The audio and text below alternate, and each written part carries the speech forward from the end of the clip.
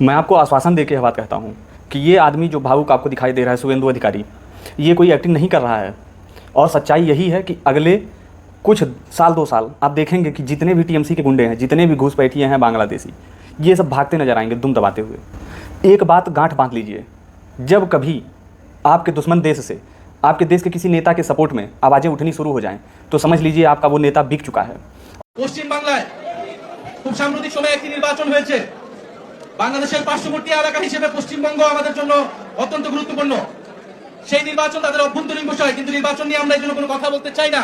और ऐसा अभी बांग्लादेश के नहीद इस्लाम हैं, वहाँ के एमपी हैं, वे बंगाल के चुनाव को लेकर बोल रहे हैं। उनका कहना है कि ममता बनर्जी अगर पश्चिम बंगाल में मुख्यमंत्री नहीं रहती हैं तो वहाँ के जितने घुसपैठिए हैं सबको बांग्लादेश वापस भेजा जाएगा और इससे हमें बड़ी समस्याएं होंगी। तो अब आपकी समस्याएं हम लेकर ढोएंगे, आपकी समस्या है तो आप लीजिए। और वे खुला सपोर्ट दे रहे हैं ममता बनर्जी को कि 17 करोड़ बांग्लादेशी मुस्लिम ममता बनर्जी के साथ आ जाएं तो हम पूरे पश्चिम बंगाल को भारत से अलग कर सकते हैं। और इसीलिए उन्होंने शुभेंदु अधिकारी को चुना है। दरअसल आप सोच रहे होंगे कि यही शुभेंदु अधिकारी हैं, जब ये टीएमसी में थे तब वे बीजेपी के खिलाफ आए दिन स्टेटमेंट देते रहते थे, पर उन्होंने कभी ऐसा स्टेटमेंट नहीं दिया था।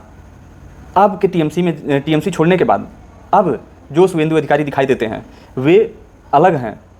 उनके स्टेटमेंट को आप हल्के में मत लीजिए। और उनका पीए उनका बहुत करीबी था, उसके मारे जाने की खबर हल्के में मत लीजिए। और बीजेपी आला कमान ये बात समझ चुकी है कि पश्चिम बंगाल में कोई भी हाथ जोड़कर जय श्री राम करने से काम नहीं चलेगा।